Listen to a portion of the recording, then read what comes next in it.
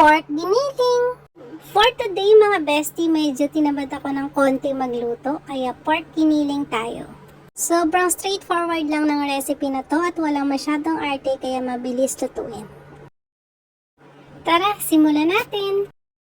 Mag-isa ng sibuyas at bawang at ilagay yung pork giniling. I'll make sure na niluluto ko muna maigi yung giniling before kong lagyan ng mga pampalasa like pepper, salt, garlic powder, and paprika. Naglagay din pala ako ng oyster sauce. Isa nga to sa mga go-to recipe ko talaga kapag medyo inaatake ako ng katamaran.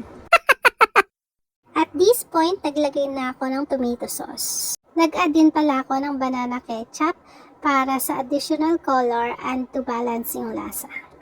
At dahil matamis na yung ating banana ketchup, no need for me to add sugar. Nilagyan ko na rin pala to ng water, bay leaf, carrots, and patatas. And lutuin pa ito ng another 5 more minutes. And para special, naglagay ako ng 3 pirasong boiled egg.